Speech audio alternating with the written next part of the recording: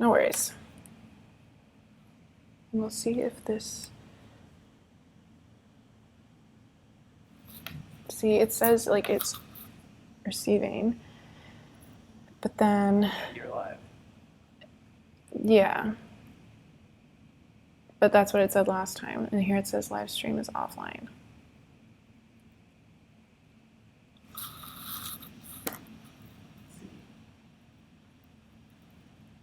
You're not live on your channel. Yeah, it literally... And I know it's not the stream health preventing me because when it was green, it didn't start working. That's just like chat settings.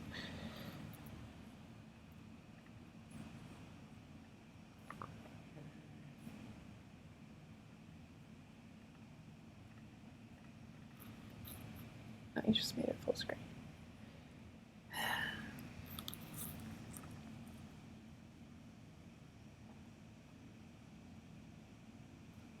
How about live control room? Does that do?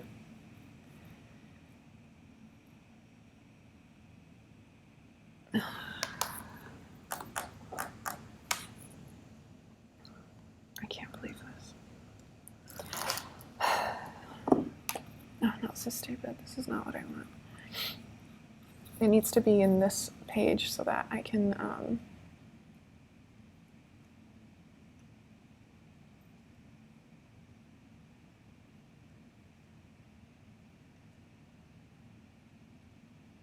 That was promising. Oh.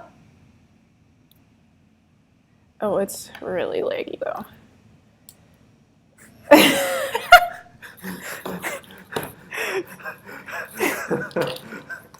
Okay, Catherine, hi.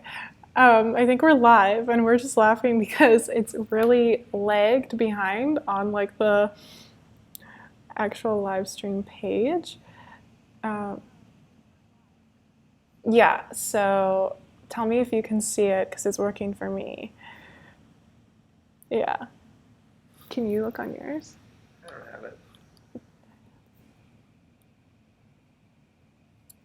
Because I have the window for it and it's working now. Is it? Oh, is it? Okay. Public. Okay. It should be, I think I've got it now. All changes saved. Okay. Can you check now? Oh man, okay.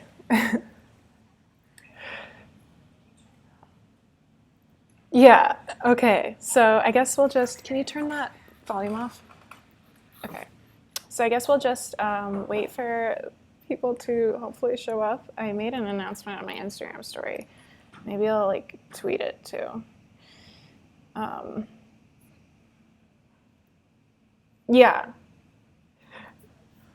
Yeah, for sure. Because you obviously noticed that for us, there's a bit of a lag.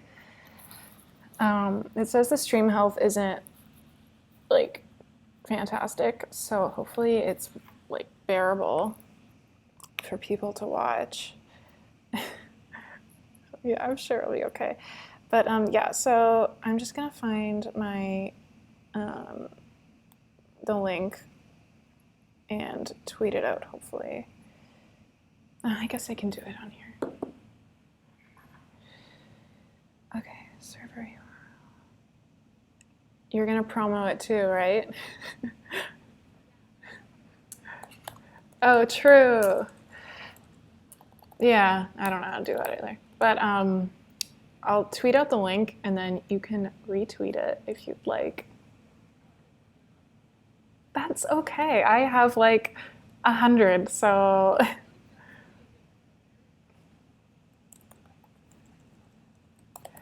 Yeah, no, I never use Twitter either. I want to get, I haven't been using social media as much. Sorry, I'm trying to do two things at once. And so I need to get back into Twitter. Oh, heck, me and shift. Hold on, sorry. Catherine. Oh no, your Twitter isn't Catherine, it's Cat. Oh, Catherine Klein. Okay, well, okay. I think that I can't find your Twitter name right now, so I'm just gonna like tweet out the link. Okay.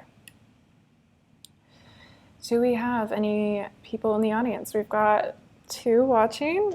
I don't know if that includes us. I don't know. Yeah, I don't know if that even includes other people or if it's just us. So I don't know if we should get started or keep waiting. Because I remember last time I started live streaming, I feel like people came in like right away. Oh.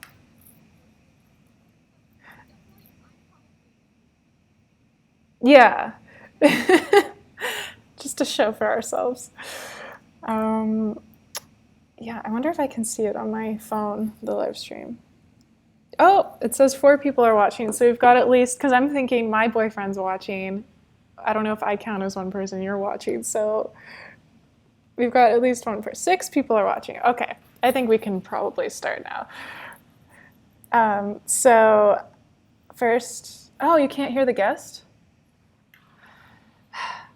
Oh no, okay. I'm gonna do a quick Google. OBS live stream YouTube. Yeah.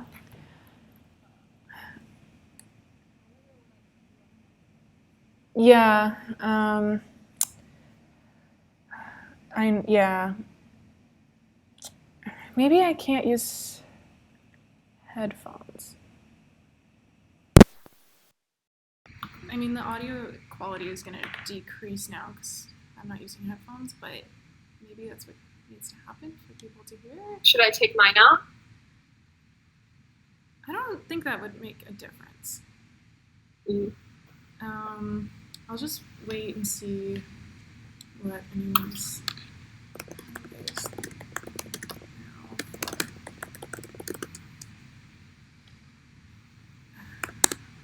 Yeah, sorry guys, this is such a learning curve. It's ridiculous.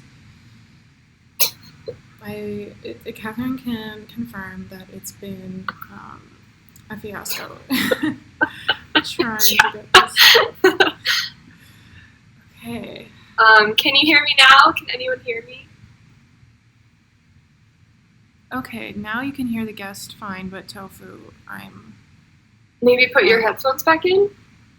Yeah, okay. Oh my god. Okay, so let's just talk about nonsense until someone can confirm if they can hear you. So I'll let you say something.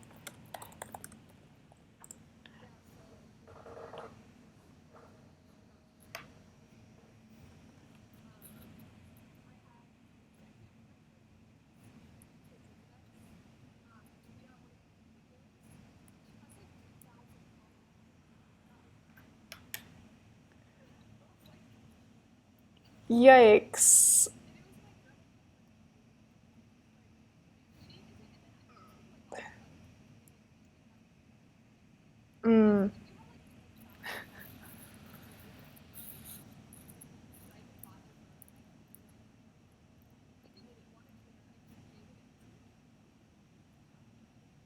Yeah, totally. That's true. I have no idea how to do the Twitter game.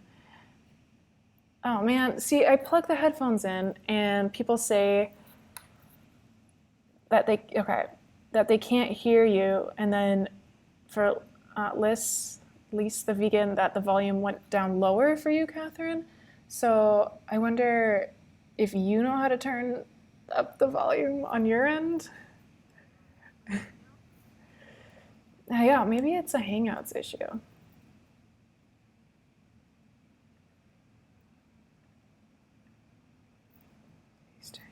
External microphone.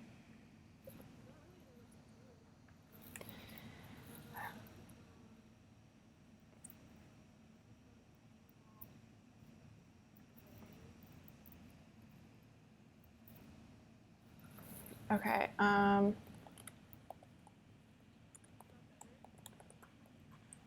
ask.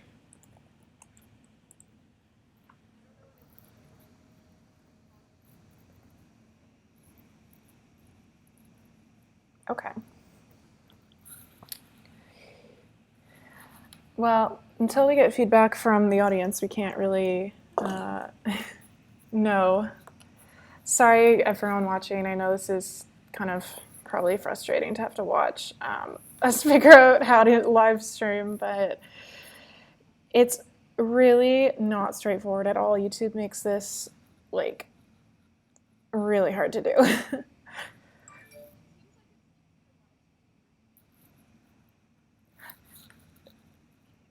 Yeah, exactly. It's super easy to live stream yourself. You just press a button, but to live stream with another person, like I've mentioned, you have to download third-party software, and then within the software, it's not like there's a simple button or you press live stream with two people. Like you have to, I watched so many tutorials. It's, okay. People are saying I sound good, but they can't hear you. So I'm just gonna microphone. Okay. How does she... So maybe you might have to repeat it if no one can hear you, but how about you just talk about your channel and what you do? Yeah. So I started my channel.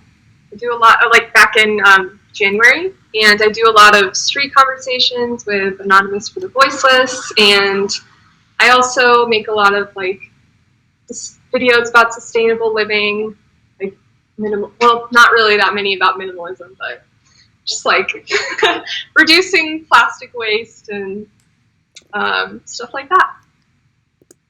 Okay, cool. I kind of hope no one heard me there because that was really bad. No, that's a great celebration. People are saying that the audio is better now. I'm wondering if it's because they're hearing it through my speaker or if it actually solved the problem, but as long as people are happy with the audio, then I'm happy. Okay. Sweet. Cool. So should we do like a little bit of background on our own personal vegan stories and like, I don't know, whether or not you call yourself an environmentalist? Yeah, I think that's a great place to start, actually.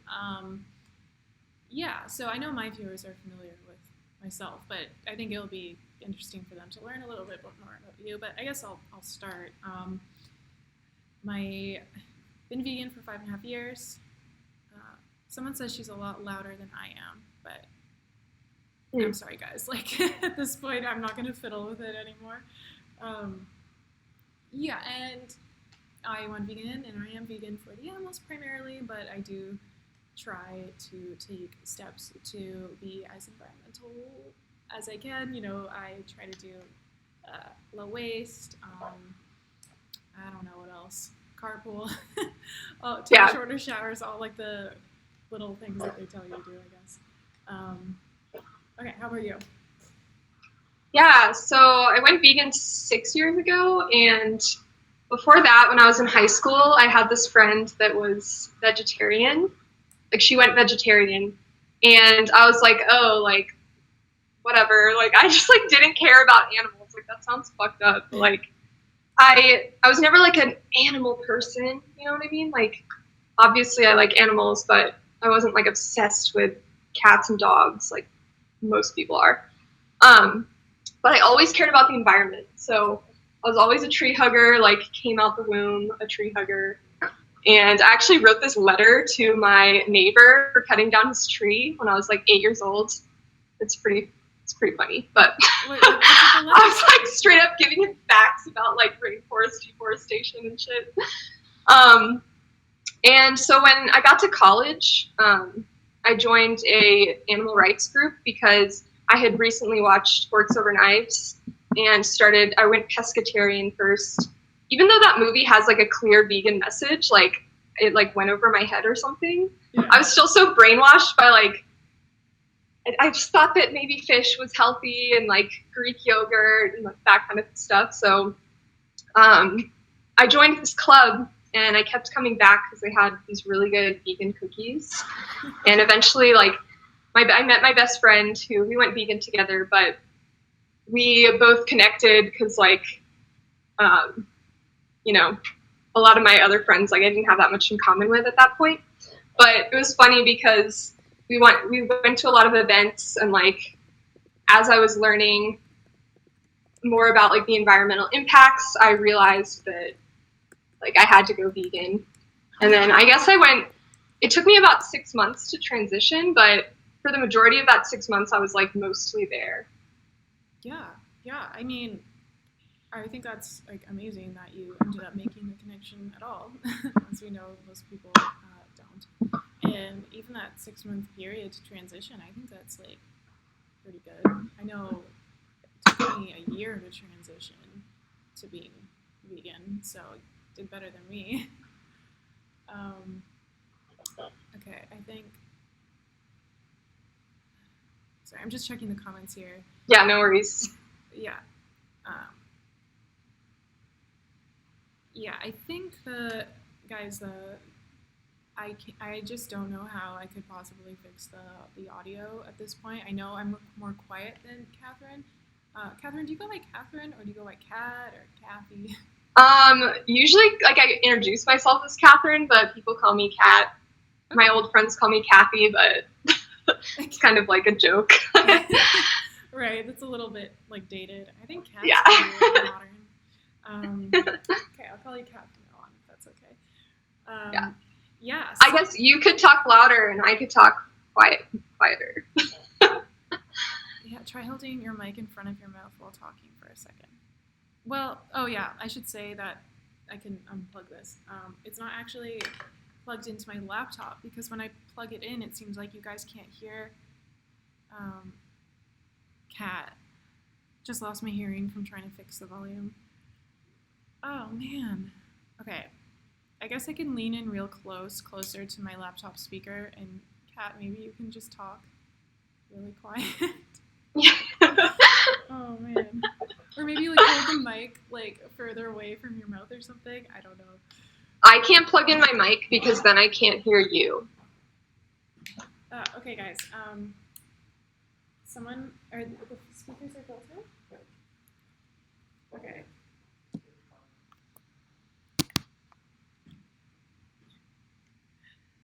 Okay, let me know how the audio is now, and if you can hear me. Can you hear me, Kat? Okay. I wonder if they can hear you. Someone says yes with many exclamation points. Okay.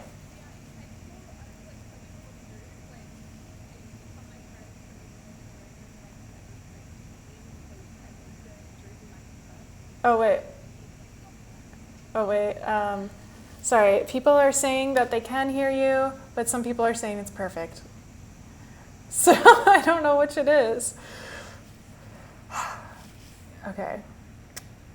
Can't hear the white shirt girl. Okay. That's you. Okay. Yeah.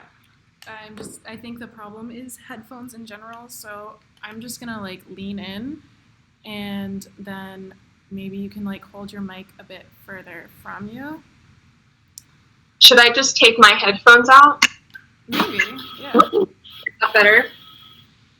Okay. I mean, I'm getting some weird feedback now. Oh wait, I don't think that would work because I think I'm gonna get the echo actually. Gotcha. I wonder do you know, oh, you said you didn't know how. I guess you didn't know how to like turn down your volume on your end. Yeah, I have no idea how to do that. Yeah, so I think you either talk quietly or just hold the mic away from you, and I'll lean in and try to talk a bit louder. But, okay, so let's just, unless the audio, guys, is like truly atrocious, this is just how it's gonna have to be. Okay. Okay. Well, anyway, so I guess let's move on. So basically, today's stream topic is supposed to be about being an environmentalist if you're not vegan. And so I know I have an opinion on this, and you probably have one too. But that being said, I don't know. I think for me at least, I did a philosophy background in university. It prompts questions of what does it mean to identify as anything, really. So I know with veganism, I resonate with that identity, and I identify as vegan because it actually requires behavioral changes. So once I identified as a vegan, that had a certain set of prescriptive behaviors I have to adhere to, like not eating animal products, or I don't know, just not buying things. I say I don't know. Of course I know. Not buying things tested on animals, so on and so forth. Not going to zoos, etc. But so I guess for me, if I were to identify as an environmentalist, it would have to be something that I would, do a set of behaviors that would change. So I would have to go from not recycling to recycling, or whatever. So that's just my initial thoughts. But what would you say? So I would say that you can call yourself an environmentalist if you eat meat, because first of all, I identified as an environmentalist since I was a child. And I also think that if you do eat meat and you call yourself an environmentalist, you are being hypocritical. But in the sense that you can be a Christian and a Republican, there's obviously some hypocrisy there. You know what I mean? But if you believe in Jesus and believe that only through Jesus you get to go to heaven, you're a Christian by definition. But if you're also a Republican, but you have a lot of cognitive dissonance because the teachings of Jesus don't necessarily align with the Republican Party. Yeah, no, that totally makes sense. I mean, I guess it's interesting because at that point, do you how do I phrase this? I think there would become a point where someone would say, I identify as an environmentalist, but I don't recycle, I drive a Hummer, but I don't use plastic straws, for instance, and that's the only thing I do. I think most people would reject that, but it seems so there is certain behaviors that are required to identify as an environmentalist and have other people accept that label for you. So I think there's maybe a line, how many behaviors do you have to adhere to for it to make sense for you to be an environmentalist?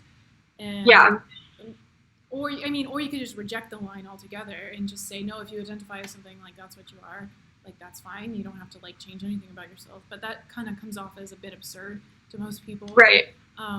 So I guess now the discussion could come down to where is that line? How many behaviors do you have to actually engage in or not engage in for other people to accept that you are an environmentalist? Yeah. So you say that the line can include eating.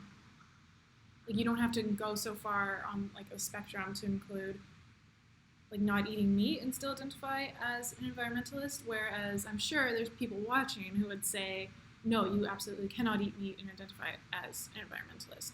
So, yeah, I would say the problem I have with that is I know a lot of environmentalists because I work for Greenpeace, and a lot of us are vegan, which is awesome. And then the majority are flexitarian, right? And then there are some that just eat meat all the time. But I don't see how you could say that someone like Annie Leonard, who is our executive director, she wrote The Story of Stuff. If you haven't seen that series on YouTube, you should check it out because it's really awesome. But she's such a hardcore environmentalist. She runs Greenpeace USA, but she is a vegetarian. She's not fully vegan. So I just feel if you're going to draw the line and say, like, you cannot call yourself an environmentalist if you eat meat, then you have to exclude all of these, like, very, like, hardworking environmentalists, like people at Standing Rock, and, like, you'd have to exclude, like, pretty much the entire environmental movement. You know what I mean? Yeah. Because, like, the veganism is, like, such a small percentage of the population. So that's why I say that, yes, you can call yourself an environmentalist, but, like, it's like if you're an environmentalist and you drive a Hummer, like, you're kind of a shitty environmentalist. Yeah. You know what I mean? Yeah, totally. I definitely hear you, and I think a parallel, I guess, would be, I guess we can look at feminism, first wave feminism. Those women were maybe not so concerned with the rights of women who weren't white. Yes. You wouldn't say, though, that these first wave feminists weren't actually for women's rights. Like, they were. That was the whole point of their movement. Right. That's a good point, though. They weren't. It's a point.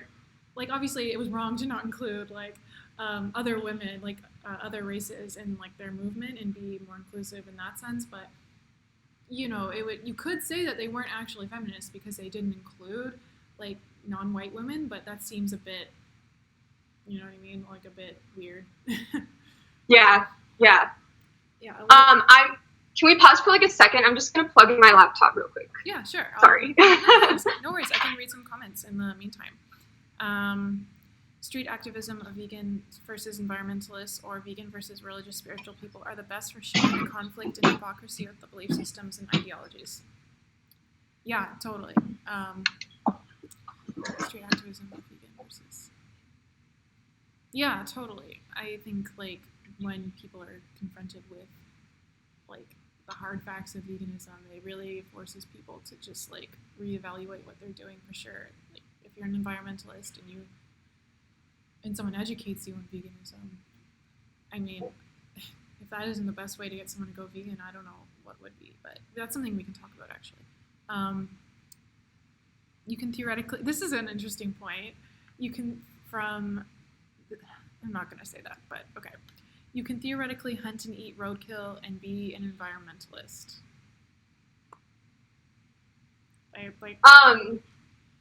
So I have, like, a response to that.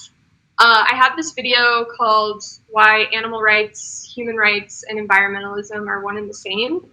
So, like, it's like, why do we care about the environment? It's because we care about, like, the habitats of people and animals. It's like we care about sentient beings. So it's like, what is there to protect if not, like, animals and humanity? You know what I mean? So I feel like you have to fight for, like, to be logically consistent, you have to, you know, fight for all three of those things. Right. And, like, try to live in alignment. Yeah. Yeah, I remember, actually, I think I watched that video. You were talking about intrinsic value, that the tree, like, in of itself does not have the value, it has value. It's the, you know, the aesthetics that the tree brings, or, like, the fact that it can sustain life for conscious beings and stuff like that gives it the value. It's the, if I'm recalling properly, was that what you were saying? Yeah. So, like, insentient beings, like the Grand Canyon, like, it has extrinsic value, but it doesn't have intrinsic value because it's not sentient, it's not conscious. So, like, if there were no sentient beings to, like, appreciate its beauty, then, like that's, like, if you boil down, like, what ethics are about, it's, like, consciousness and, like, sentience. Yeah. So it's like... Yeah, totally. I mean, that would vary. It would depend on who you ask, but yes, generally speaking. Yeah. For the average person, that's what people are concerned about, like, consciousness. Yeah, so let's just, like, bring it back to, like, eating roadkill, for instance. So what would you say in the context of the environment being valuable because it sustains life? Like, what would you say in response to eating roadkill and identifying as an environmentalist? I would say, like, I wouldn't do it myself, but that's, like, a weird one because Okay, so this is like kind of related. I personally, and I know that you have like a different opinion, but I will buy leather products from a thrift store because that's like the environmentalist in me. Like I only want to shop secondhand. And so like I totally get the argument that like you're wearing a dead animal. It's like this symbol of like violence and everything. But I'm not like flashing a brand or anything. Like they're just like leather boots that look generic, you know what I mean? Mm-hmm. So it's like I personally like will buy them because I would rather do that than buy a brand new pair of vegan boots at the store. Yeah. So yeah, I know that like we might have some disagreement there, but that's okay. Yeah, totally. Yeah, I mean, I would push back on that, and I would just ask you: would you wear human leather? So definitely not. But I feel like the reason I wouldn't is because that would be like, I guess like if there was some brand that was selling like human leather shoes, like that would be like offensive to that population of humans. And like the animals don't have a concept of that, so they're not going to be like offended by my leather boots. You know what I mean? Yeah. So what if, okay, scenario, you're in a secondhand store, there's some human leather, it's a nondescript brand. You could theoretically just buy the shoes and then lie and say it's animal leather. Yeah. Would you do that? Yeah, I don't know. Like, probably not. Yeah. I don't know. Like, because it's like, would you wear like okay, it's like, would you take your dog, your like family pet, and like turn it into like a pillow or something? Like, yeah, it's like that's why I totally understand that like it's like it makes people uneasy, and I get that. But okay, do you know who Carly Taylor is? She's James Aspey's girlfriend. Yeah, so she lives in Canada, and she had like a lot of like winter gear, like down coats and like Ugg boots. And what she did when she first went vegan, she was like, okay, I'm just gonna wear these out. But she took like anti-fur patches and like put them over the brand's logo. So she's not like repping the brand, but she like is like wearing them out, and then she replaced them later on with like vegan products. But like I just personally like will always shop secondhand, and like maybe if there was like a vegan pair of shoes and then a like leather pair of shoes at a thrift store and like they both had my size, then I would definitely go for the vegan pair. But like when you're thrift shopping, like you really don't have like a large like variety of like sizes and like options. Like you kind of are like going and hoping you'll find what you need in your size, and like, you know what I mean? I don't know. And I will say that for people transitioning to veganism who have like leather in their closets and stuff, I mean, personally, I would just, if you can afford to throw it out and buy something else, I know, Kat, you're a very environmentalist, and maybe this makes you cringe, but I would personally throw it out, even if it was still good. Like, not donate it to charity, throw it in the garbage, just for the same reason that I wouldn't wear grandma's skin on my body after she died. Yeah. But with that being said, like, if you can't afford to do that, then like you need clothes, like you need a winter coat, you need boots, et cetera, so that's fine. But the reason I think that's fine is because I would do the same thing in a human context. So if I couldn't afford a new jacket, and the jacket I currently had human leather, then I would keep wearing it. So yeah, it would be kind of like gross, but like, I mean, what can you do, right? You need a jacket. So, that's just like my position on that. Like, because there's so many things you can do that are environmental. I'm sure, like, theoretically, annihilating half the population on the planet would be environmental. Right. So yeah. But yeah, so I definitely understand that point of view, the environmental point of view from wearing secondhand leather in a thrift store, and I'm definitely sympathetic to people who maybe can't afford anything else. and I'm sympathetic to like the environmental argument. It's just, I know for myself that I just would never wear human leather and buy human leather. And like some people might bite the bullet and say, yeah, I would totally do that. And I mean, like, okay, like fair enough, I guess. But yeah. Okay, I guess and I don't mean this in like a rude way, but I feel like it's more of like an emotional argument than like a strict like logical argument, because it's like, okay, like my pillow back here, one of them is stuffed with feathers, but like I got it for Christmas like a long time ago, and like I still use it. Like I'm not just gonna throw it away, but like I'm able to like not think about it. Like when I'm like laying my head on it, I'm not thinking about it, and I'm able to just like shut that off. But like I totally see where you're coming from. Like I get how someone who is like a little bit more like emotionally like impacted by it would just want to get rid of it. I just feel like since it's not like supporting the demand, and it's not like, I see no like hard logical reason to throw it out, is my point. Yeah. Well, like I feel like it's just like a personal, like whether or not it like personally bothers you or not is like where it seems to. Yeah. Well, I mean, basically, I wouldn't. I mean, I don't know. Like you can say. Also, okay, what am I trying to say here? Basically, any ethical position will come down to subjective, like what you feel is correct. So, like, not harming others is morally right. Why? Well, because like I feel like it is. There's that subjectivity in that sense. So when you boil down like my moral principles, there's certain things that I just consider immoral because like it kind of feels like it. So one thing would be, I feel like, you know, it would be wrong to engage in cannibalism, for instance. And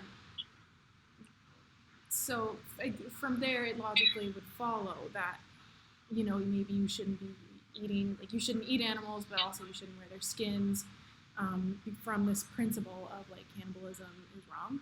And now you might see that as like an emotional argument, but I mean, I would argue that any kind of ethical argument does stem from like what kind of just feels right, because why is it the case that we should care about others suffering? Like if not, just well, that kind of like feels like because of like empathy. Yeah. So I guess because like in the case of cannibalism, like I would probably engage in cannibalism if I like was going to die. Yeah. And someone was already dead. Like, and I might be like super grossed out by it, but like I might like, because I feel like I would eat an animal in that situation. I would eat my dog in that situation if the dog was dead. I don't think I could kill Finley and eat him. Like, no, I don't know, but I feel like if it's like die or eat this already dead human corpse, like I would probably do it. So like it would like be horrifying and disturbing, but like I would just like choke it down, you know? Yeah, I don't know. Yeah. No, totally. And like that's like, you know, I say that cannibalism is wrong in like I don't know actually if I mean it in a general sense or in every sense. I don't actually know. But I mean, yeah, I think it can be more permissible in certain situations for sure. Just like how like killing someone in self-defense is more permissible, even if you think killing in all situations is wrong. I'm sure people who are pacifists in that way could concede that maybe it's more understandable and permissible to kill during self-defense. But I'm just going to read some comments here. Okay, oh my goodness. Someone asking me to turn up the mic volume. Sorry, but we cannot figure out the audio. I'm going to try and talk louder, and Kat's going to try and talk quieter to help even it out. Freegans are not vegans. Okay, I'm going to like just read through a bunch of them, and then maybe we can make note of them, and then we can just talk about them. But I just don't want people to feel like I'm ignoring them. People are asking about James, what happened to him. I don't know if you know anything about that, but I don't know anything about that. What happened to him? Like, did he like fall off the face of the earth, or like did something actually happen? Oh yeah, I think they're referring to him not posting on social media. Oh, okay. I was like, what do you mean? Yeah, yikes. Someone said, Lord Bebe says, should environmentalists hold high standards like vegans? For me, it's simple. Don't support the suffering and death of animals to the best of your ability. Why should environmental activists be different? Yeah, okay, sure. So let me rephrase this question in a way, I don't know, in a way that I want to. Basically, if I'm understanding Laura Bebe correctly, they're asking, like, we as vegans, maybe it's just like a cultural difference between the two groups. Like, we as vegans seem to be very intent on doing the best that we can do for ourselves personally, and we're also very intent on like getting others to do like the very best.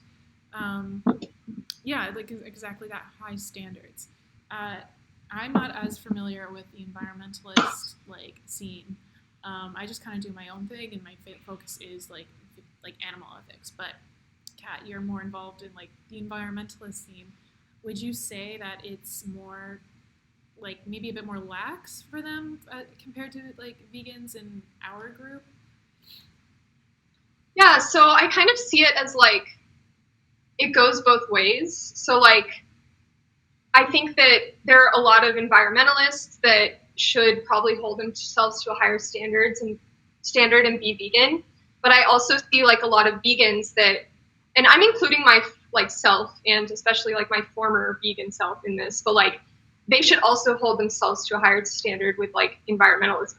So like I started back when I went vegan, like my best friend and I, like I said, we went vegan together. We would shop at like H&M and Forever 21 together, and like some of our like toiletry items, like we didn't even like think about that stuff. And like it was kind of an evolution, and then we were like, okay, like that's not vegan, like what are we doing buying that? But then it was like, okay, like this supports like sweatshop labor and like environmental destruction. Like fast fashion is one of the most polluting industries. And so it was like, why the fuck am I still like purchasing, like, why am I still going to the mall and buying like new clothing when there's all this clothing at thrift stores? And I actually started watching Kristen Leo, which everyone should follow her. Yeah. She's so awesome. Yeah, and she actually inspired me. She kind of like showed me the way. It was like there is no excuse for this, and there are alternatives, which are shopping secondhand. So it was like, I feel like a lot of vegans should be more conscious of like their purchases in other areas, and also like their plastic consumption and stuff like that. Yeah, no, totally. I'm going to respond to a few things you said, but I just thought that maybe while I'm talking, and I know I'm going to be talking for like a bit, I'll like plug in my headphones, so that I'll be able to hear you. But sorry, but I'll be able to hear you still. So if you want to like jump in. Okay, so yeah, Kristen Leo, I'll just like add her in the comments, because yeah, she was the one who got me thinking about fast fashion to like begin with. I know that I personally try to shop secondhand a lot as well. I'm lucky where I live, there's a few like really nice like secondhand stores where they like screen the stuff. They only take like nice things, so that's nice. But yeah, just like in an attempt to reduce my environmental impact, because yeah, like I don't really know that much about fast fashion. All I know is that it's bad for the environment and that there's a lot of human rights violations. I never like looked into it because I don't know, I heard that and I was like, oh well, that's enough for me, I guess I can just cut it out.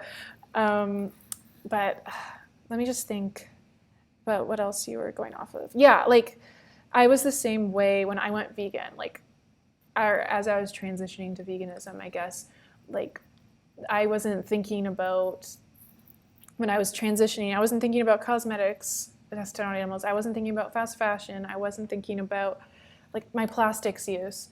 So I definitely agree. Like I think a lot of people, or maybe not, I don't know, maybe vegans are just conscientious in this way, but a lot of, it's like a journey. It sounds hokey. True. Yeah, so I guess I'm just going to read, unless you had something else you wanted to say to that, otherwise I'll read more comments. One thing I wanted to say is that I feel like there is a difference between like total boycott of like animal products and avoiding plastic. So like I can justify like a small amount of plastic consumption because it doesn't like directly kill a sea turtle, but like it has the potential to, so I should like avoid it. But I feel like it's wrong to purchase animal products because it directly causes suffering. So it's like, I think that the reducitarian argument would work for like things like plastic. Maybe I'm just saying this because like I don't avoid plastic 100% and I'm trying to like justify my actions, but I don't know. Because like I recently bought a pair of shoes that were new and I justified that because like I needed new shoes and I couldn't find them in a thrift store.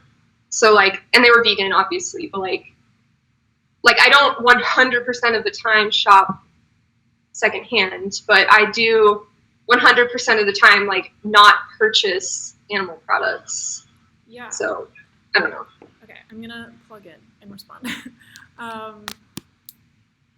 Yeah, you know, Solution to what you're thinking right now, actually, like you're noticing this discrepancy, like, oh, I'm very strict with my vegan diet, but you know, I'm a little bit more lax when it comes to plastic. Sometimes I'll buy something new from the store.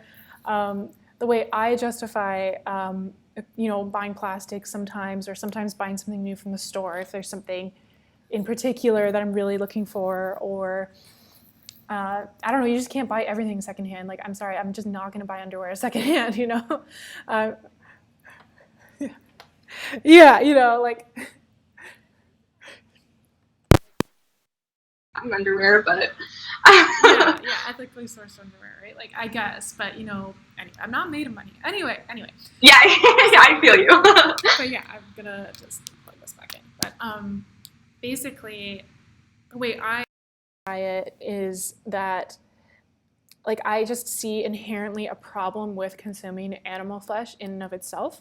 So the product in and of itself is problematic. Whereas I think maybe you probably view it more as just does this action of like consuming this flesh directly like harm someone else? Like I think just in and of itself, the act of eating the flesh is immoral. So I would never consume it. Like, you know what I'm getting at? Whereas using plastic isn't inherently like in an immoral act. Like buying a material isn't an immoral act. Like you can buy it secondhand from the store and it's fine, you know? But so I know that's not how you see things, but I'm just stepping in here and saying that, you know, if you, from my perspective, it's actually quite easy to justify purchasing the occasional plastics and, you know, new stuff from the store from there. I don't know if you wanted to like respond to that or if I should read more comments, but sure. Okay, let's see. Someone saying that, yeah. See, I see someone else here saying that they're purchasing only secondhand or ethically produced clothing. Like, I'm not surprised to see that. My fellow vegans are typically a bit more ethical than the average person. So there's this really awesome quote, and I think it was by Colleen Patrick Goudreau, but she was saying that veganism is not an end in itself, it's a means to an end, which is a more compassionate world. So like the goal is a more compassionate world, and there are multiple like facets of that, like achieving that, and veganism is just one of those things. So I just view like all these other topics like conscious consumption and like environmental purchasing, whatever. I view that as like other facets towards like the end goal, which is like ethical living. Yeah. I don't know. yeah, totally. I mean, okay, I'm gonna plug back in. Yeah, I mean, of course. Like, okay. There's one thing I'd put. I agree with the general sentiment of the quote, and that's a great quote. But I would push back on one thing, which I know might seem nitpicky, but I think it does make like a big difference. Like for me, people in my comment section will often say, "Why are you bullying this person? You're vegan. Veganism is supposed to be about compassion," which, you know, it's just a moronic thing to say. But I always like push back on those people and say, like, no, for me, veganism is not about compassion, it's about justice, which I think maybe like, so, I don't know, maybe some people view my channel and they think I'm not coming from a very like compassionate like standpoint, but like I'm really, I don't know, for me that doesn't factor into the equation. I think it's useful to talk about veganism in terms of compassion when like doing outreach or something, just like because people are naturally don't want to look at animals suffering due to like their empathy for sure, but just as a social justice movement, yeah, I see it more as like creating a more just world, which anyway. I would just say that I guess that's semantics, because when it comes to like environmentalism and like not supporting sweatshop labor, that would also be like an environmental justice issue and like a social justice issue with like Yeah. So yeah, I get what you're saying, because like I agree. I feel like it's just the nature of being vegan. Like people are gonna think that you're like judgmental and like bullying people, but like that's just, they're just being dumb. Like you know what I mean? Like Oh yeah. So much. like actions speak louder than words. Like how is like me commenting on something like more harmful than like their actions? Like I don't know. Yeah, for sure. Okay, I'm gonna read some more comments here. Oh, this guy's name. I how to freaking say it. Sev3 Ridge believes the only true balance is imbalance.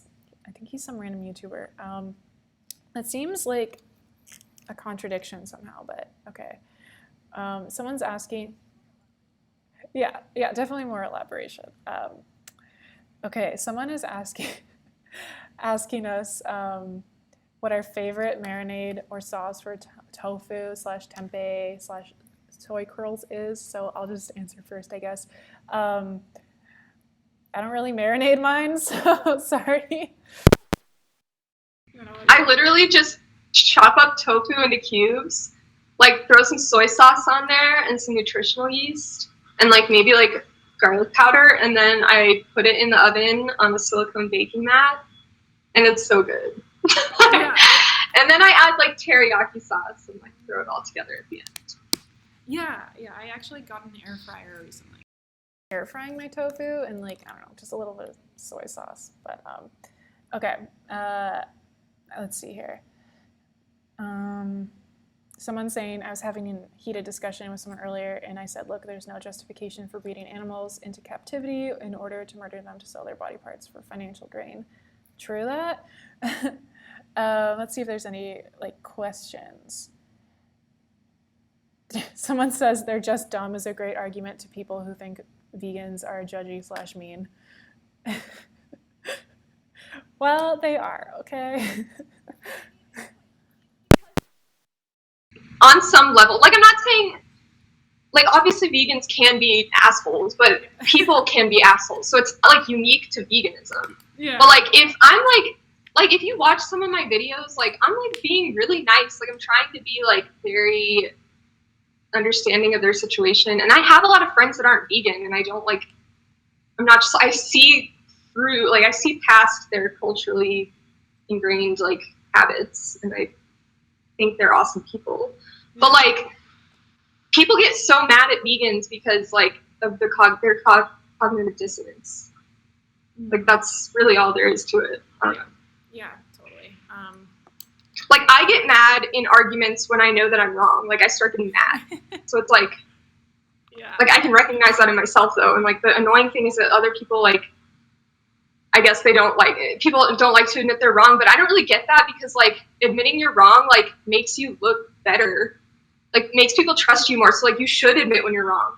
Like if you like feel yourself getting mad because you're wrong, you should just be like, okay, you're right. You know what I mean? Yeah. Like I'll get into arguments with my boyfriend, and then I'll be like, actually, like I don't have any real argument, so Yeah. Well, I don't know. yeah, I'm gonna plug in here. But yeah, it's so funny that you say. I don't know if you can hear that train. Yikes. I guess not. But anyway, sorry, that was really distracting. Yeah, I know I catch myself getting mad when I know I'm wrong. about something. My boyfriend Jeremy, he does like he's doing his PhD. I think I mentioned that earlier, but he's doing political science, and he's like the smartest person I've ever met. And so he knows so much more about like politics than me, like Canadian politics, American politics, like politics in different parts of the world. And so like any conversation or debate between me and him is more like him just like lecturing me about how things are. And just like I can only come up with elementary school level like talking points compared to him. And I just get like so mad. I'm like, no, you're wrong about it. But like I know I'm getting mad and I know I'm wrong, but like I just like I don't know what it is. Like I definitely buckle down and I'm just like, no. So it's something I acknowledge I need to work on, for sure. Sometimes I get mad in an argument because like the person is not understanding me. So it's not always because I know that I'm wrong. Yeah. Like sometimes I'll get mad because like I can't articulate myself and I'm just like, but they're not doing a good job articulating themselves. So it's not like I'm seeing their point and like, it's just like sometimes like you get frustrated and yeah. Oh, for sure. So, okay. What would you say, I was going to ask you a question based on like your experiences, just to bring it back to environmentalism. Okay, wait, I'm going to plug in. Basically, how would you find that? Like in my experience, for instance, when talking about animal rights to like animal people, like, you know, someone who fosters dogs or rescues dogs, or they're involved like with the Humane Society or something, those people tend to be very like hostile when talking to them about veganism. Like they just like have no interest, because they don't want to be seen as hypocrites, right? Like they say they're animal lovers, and I think they're very unreceptive to hearing about veganism because they would have to acknowledge that, oh, maybe this vegan is more of an animal lover than me. So I'm wondering, how receptive do you find like the environmentalists that you interact with? Like, are they receptive to hearing veganism? Do they like shut down? Or like what's the general reaction whenever you bring it up? It's like a person to person thing. So like, so there's like probably like 5 or 10 like vegans at my office, but then there's like a huge chunk of like flexitarians that are like pretty much vegan, but like they will eat things if they didn't purchase them and they're there, whatever. Like I personally don't advocate for that, but like I also like recognize that that is like a good thing that they're mostly vegan, you know? And then there's some people that, oh boy, like he doesn't work there anymore, and I'm not gonna like say any details about his name or anything, but I had this coworker who was just like super hostile to vegans, and like I worked with him once, and it was funny because like this person, we were canvassing on the street, and he talked to this person, and he was like pitching him about whatever campaign we were working on at the time, and the guy was like, oh, are you vegan? And he was like, no. And then he was kind of like giving him a hard time about it. He's like, you work for Greenpeace and you're not vegan? Like, come on. And then he ended up like not signing up and then leaving. And the guy, my coworker, was like super pissed. And he comes over to me and he's like, I hate pitching vegans. And I was like, why? Because they call you out on your shit. And then he was like so mad. And he was like, and I was like, you know, it goes both ways. Like, I totally feel you. Like, I also get frustrated when I'm pitching someone that's vegan and they use the fact that they're vegan as an excuse to like not contribute. Because like we're working on like ending plastic pollution, fighting climate change, stuff like that. It's like those things are super important and they help animals. Like plastic pollution impacts like marine animals. So it's like if you're just like, oh, I'm vegan, like I'm already doing enough. Like that's not an excuse. But like goes the other way too. Like just because you like work for Greenpeace and you are an environmentalist, like you can't just like use that as an excuse to like you're doing enough, you don't have to go vegan, you know what I mean? And so I don't know, I think it just depends on the person. Like I would say that most environmentalists are definitely open to the idea of like reducing, but like the hardcore vegan message, like I mean they'll push back on that. I don't know. good question. Okay. I'm just gonna plug in here real quick. I'm gonna get a little more water. Sure. Read some comments while you do that. Let's see here. Oh, I see that there's other people using their air fryers. Guys, it will change your life. They're really expensive, but they will change your life. Okay, let's see. Economics are super easy. Voting is an evil approach to getting your way. It does, however, force you to convince people not to steal. So are you suggesting that, I'll just reread the comment for you, Kat. Someone's saying, economics are super easy. Voting is an evil approach to getting your way. It does, however, force you to convince people not to steal. So I guess Thetis Walker is suggesting that, suggesting anarchy, like no laws whatsoever. Yeah, I don't know. I mean, I don't know. I don't know. I think you'd have to like really get into why you think any kind of laws are evil, but that's an interesting viewpoint. Like, I shouldn't say that. Some of my friends have basically convinced me that small amounts of shoplifting from Walmart are acceptable because the Walton family is so evil and we should be stealing from them. It's not affecting so say you steal something that's organic from Walmart. It's not like you're impacting the organic farmer because Walmart already purchased that product to sell. So it's you're really just stealing from the Walton family. Right. But that's we don't need to go there. I just thought it funny. Like Robin Hood. Yeah. Okay. Don't steal, people. Yeah. Don't shoplift. Yeah, we are definitely not promoting that on this channel, but Anyway, I was going to say to one of your earlier, just talking about that anecdote with your coworkers and people who use veganism as an excuse to just be wasteful.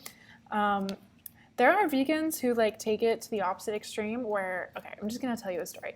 So basically where I live, there's a fast food vegan drive-through. Yeah, it's amazing. And so I had myself, my boyfriend, our two friends, one of them's a vegetarian and one of them was a meat eater. And so, I'm trying to make the experience really positive for the two non-vegans in the back seat, keep bearing this in mind. So we get in the drive-thru and the drive-thru is really slow, admittedly, but whatever. So it's taking some time to make the food and it's a hot day. And so I'm running the car through the drive-thru like everyone else in the world does.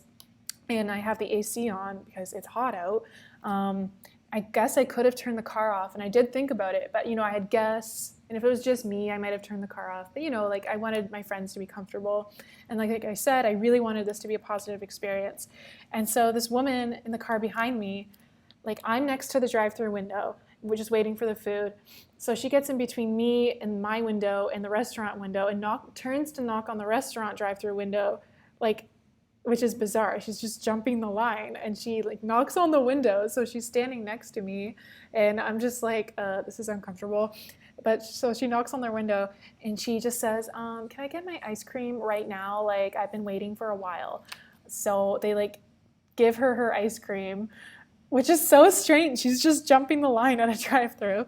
And she then turns to me and says, you drive this really big car, because I unfortunately drive a massive car, and it's such a gas guzzler and you've been running your car, you should turn it off. And I just said, don't worry about it, right? Because who are you? Stop, what? I was don't worry about it. And she was oh, I am worried about it. This is such leaving such a large carbon footprint. You need to turn your car off. And where I live, there's a bylaw where you can't run your car for more than 2 minutes, except you're allowed to run your car with exceptions, if you have children in the car or pets in the car or something. And also if you're in the drive-thru at a restaurant, you're allowed to run your car. So she whips out her phone and she starts recording me and she's I'm going to record this. And I was just okay, I guess. So she just starts recording me and goes back into her car, I guess recording me idling. I don't know what she was going to do with that footage, like shame me on the internet. I don't know. But the fact that she's in a vegan drive-thru makes me think that, like, you know, she was probably vegan, and she was definitely one of those vegans who did not use her veganism to justify, like, being wasteful, and in fact tried to force other people to be less wasteful. But I just wanted to say to this woman, like, you're driving a car too, okay? So get off your high horse. Oh, like when I'm trying to get them to sign up for Greenpeace or whatever, and they're like, "Oh, do you drive a car?" And I'm like, "Yes, like I do." Like it's just so annoying because it's like you should still like fight. First of all, these corporations are like producing like 70% of global emissions. It's not like the small amount of time that you're running your car is like making like it's like a drop in the fucking bucket. Like Yeah. we really have to like revamp our entire like energy systems and infrastructure. Yeah. We shouldn't be like worried so much about like individual, like obviously we as individuals should make changes, but like it's like I'm gonna drive my car until it dies, and then I'm going to invest in an electric car. But like right now, like I'm driving like a Honda CRV, and it sucks, but it's like that's what I have, and I have to get to work. Like Yeah. I don't know. Yeah. But yeah, that's really rude of her. Like I feel like that's an example of like people are rude. It's not just vegans. Like Yeah. it's across the board. Like Yeah. people are fucking rude to me. Like that don't give a shit about the environment, and like say I knock on their door and I'm like, "Hey, I'm out here with Greenpeace," and they're like, slam the door in my face. It's like it's like on all sides of the political spectrum, you're gonna find rude people. So it's not like I don't think it's unique to like environmentalists or vegans or I don't know. Yeah. Yeah. I would just say, like, yeah, I totally. Everything you said there, and I think that's, how long have we been streaming for? Almost. Okay. We could probably go for a little bit more if you're feeling okay, but I think that's an important note that we should definitely like touch on that you already did, but I'll just reiterate it, like how like little power we have as consumers to actually make positive positive environmental impact, and it's really these corporations that, you know, ultimately are the problem. And I think, you know I'm going to step on some toes here when I say this, but I definitely think we need more like legislation to get these corporations and just to force them to be more environmental, because ultimately they're always going to care about their like the dollar that they make, right? They're going to care about money, and so getting them to like go environmental due to consumer demand is just like unrealistic. You know, consumers are easily deceived. Like you just put like a green label on there, and like there you go, people think it's environmental. It doesn't keep them accountable for how much waste is produced on the back end, and it's just like I don't know. I know some people make that argument, just like it should be free market. If people want green stuff, they can buy green stuff, but like. But I think that like belief in the free market, like laissez-faire capitalism, is like a religion, because it's just like it's so obviously like fucking up the whole world. Like how are we going to solve a problem that with like how is capitalism going to solve problems that capitalism created in the first place? Like that just does not make sense. And like I tell people this when I'm pitching them about our plastics campaign, and like, you know, like obviously as consumers we have responsibility, but it needs to go both ways. Like we have to demand that these corporations like Coca-Cola, Nestle, like take some responsibility, because right now they're taking no responsibility and it's all on us, and it's like so inconvenient to be like a good steward of the environment. Like it's so difficult, and it shouldn't be. Like we should be able to go to the store and like easily like buy everything we need in bulk, and like have like systems in place that like I don't know, make things easier for us to like do the right thing. But like it's all about money, like and convenience. Yeah. Yeah. No, well said. I think listen, I'm not going to sit here and say I know what the solution for society is and how we should structure our economics. Like I don't know, but like yeah, I think it's blatantly obvious to hopefully everyone that the current system as it is not working, and something has to change. Because literally we're gonna destroy the planet, and there's gonna be no planet left to live on. And I know people who like advocate for 100% free market think that just like the market will correct itself, and somewhere along the way, like the planet. I think a lot of people who advocate for that are climate change deniers as well, though. I could be wrong, but I think that's a thing. So maybe they're not really thinking about the environment because they don't think it actually matters. But yeah, so like I'm not going to sit here and say that like, society should be structured in this exact way, because like I actually have no idea.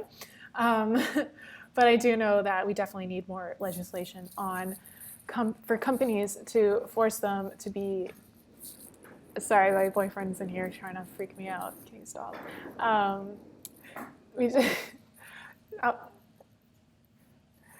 Yeah, now I have a real live audience in front of me. Sorry, but yeah, definitely need more. Like, it's to put the responsibility on the consumer, as you said, is like unrealistic. It's not like, feasible. Like, it's just not going to happen. Like, yeah. Is coming out of like developing countries. So these big corporations will go overseas and sell their products to these like Pacific Island nations where they know where it's going to end up because they don't have the infrastructure in place to like dispose of it. So it's like that's on the corporations. It's not on these like impoverished people like in like rural China. You know what I mean? Like, I don't know. Yeah, for sure. Oh wait, sorry, I keep forgetting I have to plug in every time I want to talk. Can you dim it up? No, higher. Yeah, there we go. Sorry, I was telling Jeremy to turn up my mic. Yeah, okay. Maybe we should see if people are. Someone says, I have heard of politics. That's funny. Okay. Someone is, okay. Hold on. Sorry, guys, I'm kind of far behind on the comments. Once we were talking a bit there, but someone's saying don't start with anarchy. True, true. Oh, the Walton family. Who are they again? Are they the grocery store? Oh, no, Walmart. Yeah, that's what Kat was just saying. Okay, Tesla is winning, so it might be a late solution. Coming full speed in a tsunami. It's the most shorted stock on Wall Street. Apparently, Tesla is the most shorted stock on Wall Street, so I don't know. That's just Jeremy's commentary. By the way, yeah, this person here, they're kind of bringing it back to like what we were talking about earlier, saying that they have a leather couch and then they sit on it. Like, I also have a leather couch and I sit on it, but I like can't afford to buy a new couch. So yeah, they're saying they would never buy leather used or not. Oh, someone talking about greenwashing and how that's a huge issue. And I know I just mentioned that briefly about like just slap a green label on something.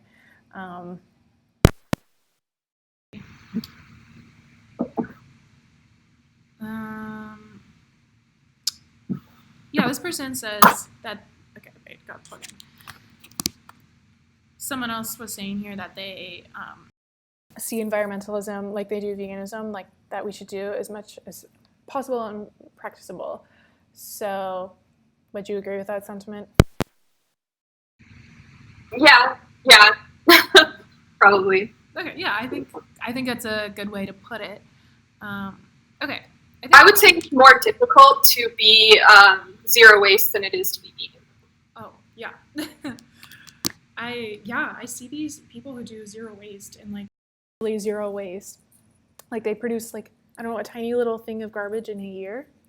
And just like, oh my God, like I just bought a new ring light and like already I can see all these plastics and like things that it came with, like, oh my God, can you stop adjusting it?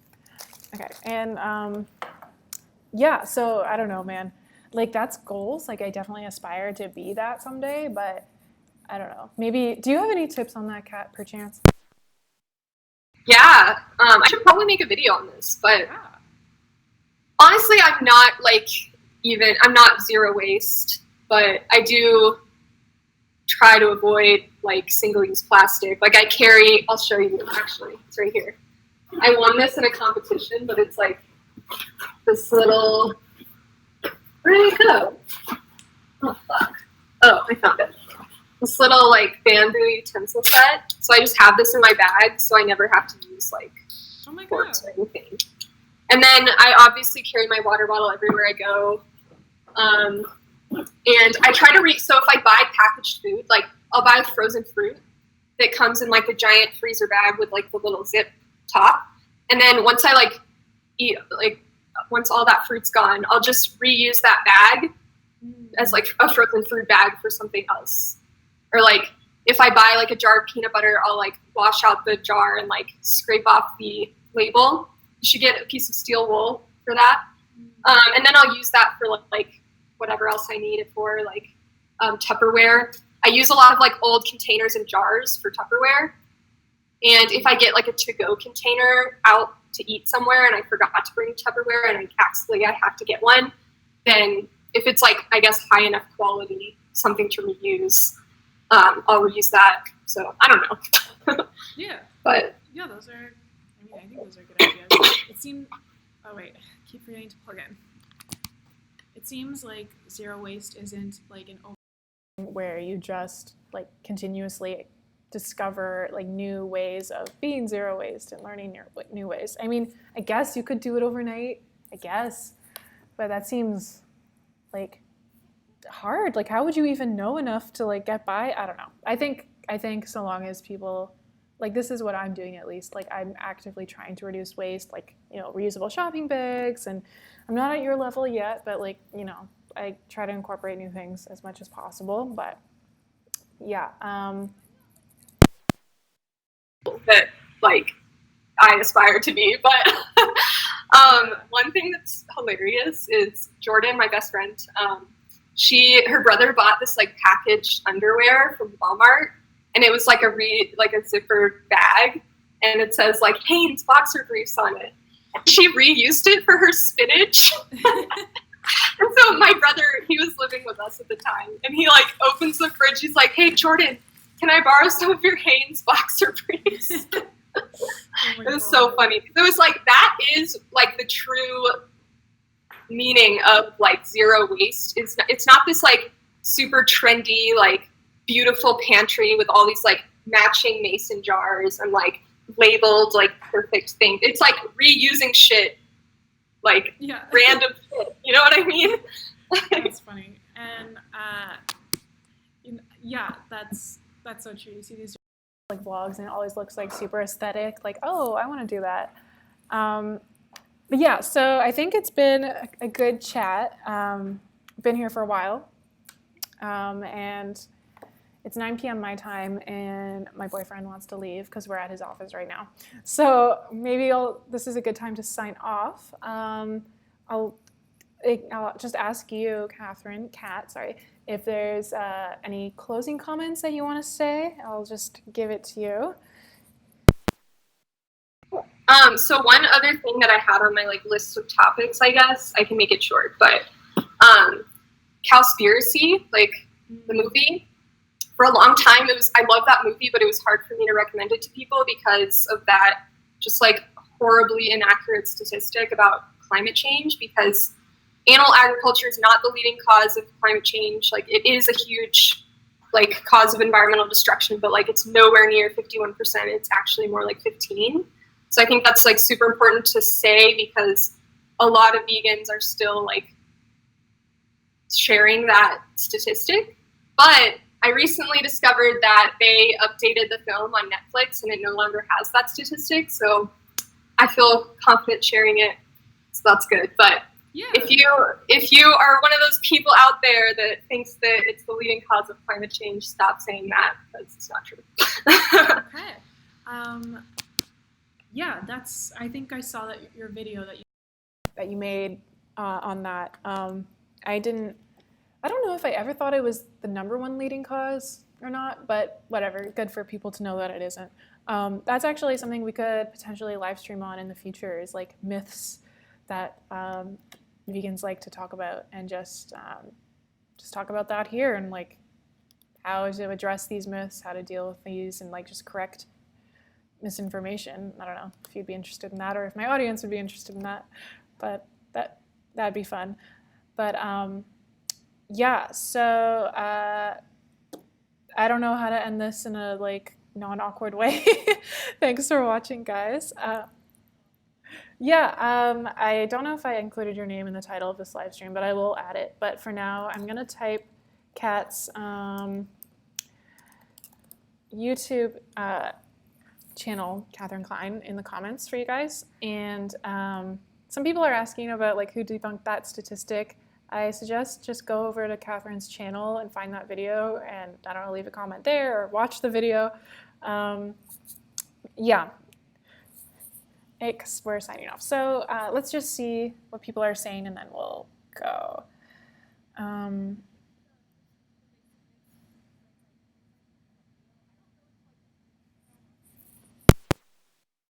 The scientific consensus is that it's 15%. So a lot of people have debunked it, including like vegans, like vegan environmentalists have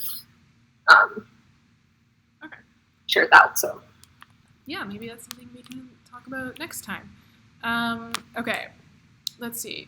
People are just, someone here, I just have to say this, it's kind of funny. True low waste is definitely dirty. Yeah. Okay, it seems like people are interested in more live streams and a myths live stream. So cool. I'm just gonna plug in, and then I'll say some sign off stuff, and then I'll stop the stream. So thanks for hanging out with us, guys. It really means a lot that anyone would want to, listen to us. I'm sure Kat has the same feeling. It's kind of neat that people are interested. Stay tuned for more live streams, and stay tuned for more videos from me, like actual videos. I mentioned earlier in the stream that I bought a ring light. That's because I'm planning on making videos. And also make sure you check out Catherine Klein's channel. She does, I guess, like videos that are kind of similar to mine, like in that she sits in front of a camera and she chats, and she's very articulate, very entertaining. Someone here is saying that next time they'll buy me a mic. Well, yeah, next time I'll maybe bring a mic. That's not this. And I guess that's it. See you.